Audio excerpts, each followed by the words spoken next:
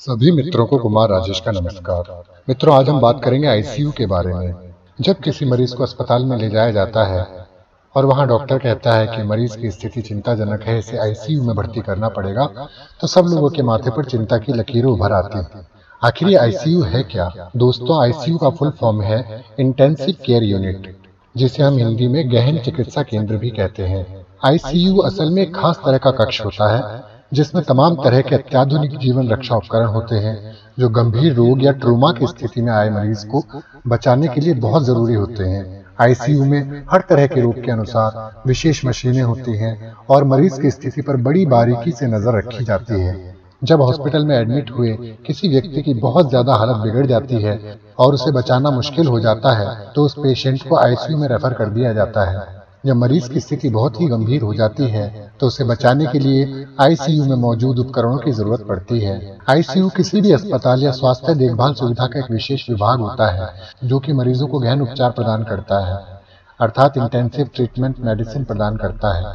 विश्व के लगभग सभी अस्पतालों में ये होता है। आखिर आईसीयू में ऐसा क्या होता है जो डॉक्टर गंभीर से गंभीर मरीज को भी बचा पाने में सक्षम हो जाते हैं और मरीज को नया जीवन मिल जाता है? तो जानते हैं इस बारे में। जिन अत्याधुनिक मशीनों की वजह से ये सब संभव होता है उनमें से कुछ इस प्रकार हैं। वेंटिलेटर, ये वो मशीन होती है जो तब काम में आती है जब रोगी की शारीरिक दशा ऐसी हो जाती है कि वो सांस भी लेने में सक्षम नहीं होता है। ऐसे में आईसीयू में एक विशेष मशीन के द्वारा उसे सांस देने के लिए एक नली को उसकी नाक में लगाया जाता है और इसी मशीन को वेंटिलेटर कहा जाता है। अगली मशीन है इलेक्ट्रोएन्सेफेलोग्राफी।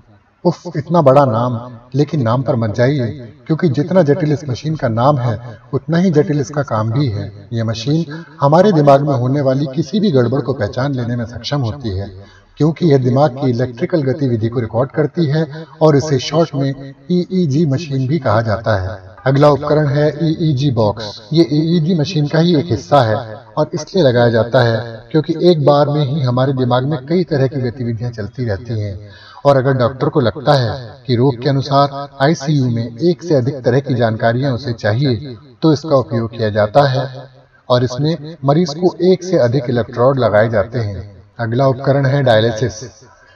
डायलिसिस कई तरह का होता है जिसका निर्धारण रोग के अनुसार किया जाता है और इसमें ऐसा होता है कि रोगी के शरीर में से रक्त को निकालकर उसे साफ करके पुनः उसके शरीर में प्रविष्ट कराया जाता है और ये रोग की प्रकृति के हिसाब से अलग अलग तरह का होता है। अगला उपकरण सेंट्रल लाइन यानी केंद्रीय लाइन।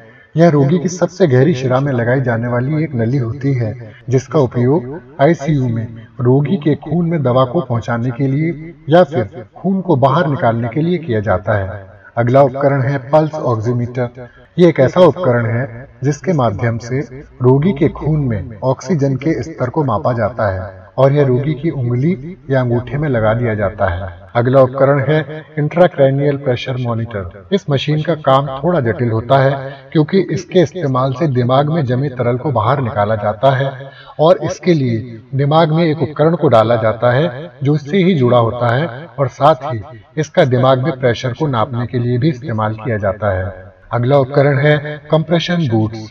रोगी जब बेसुध होता है और अगर रोग की प्रकृति ऐसी है कि उसके पैरों में खून का थक्का बन जाने की संभावना हो जाती है, तो ऐसे में इनका इस्तेमाल किया जाता है और पैरों को हल्के दाब से बार बार दबाया जाता है, जिसकी वजह से पैरों की रक्त वाहिकाओं में खून का थक्का नहीं जमता है। अगला उपकरण है बेड साइड मॉनिटर।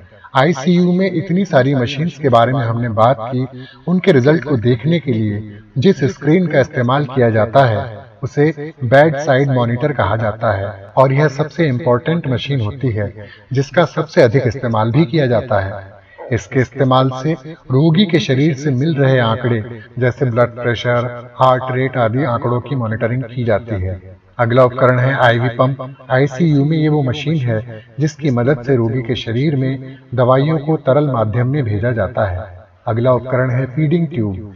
ये एक पतली नली होती है जिसका उपयोग रोगी के शरीर में खाने को पहुंचाने के लिए किया जाता है और यह फीडिंग पंप से जुड़ी होती है जिसकी मदद से रोगी के पेट में सीधे खाने को पहुंचाने और निकालने के लिए भी इस्तेमाल किया जाता है।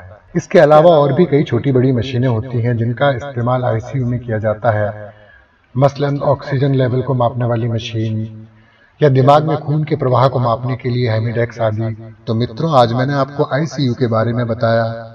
आईसीयू यानी कि इंटेंसिव केयर यूनिट, जिसे हिंदी में गहन चिकित्सा केंद्र भी कहा जाता है। तो आपको ये जानकारी हो ही गई होगी कि किसी भी गंभीर स्थिति में पहुंचे हुए मरीज के लिए आईसीयू का कितना महत्व है। तो मित्रों, आशा है आपको ये जानकारी जरूर अच्छी लगी होगी। इसी के साथ अपने मित्र कुमार राजेश को विदा दीजिए। नमस्कार।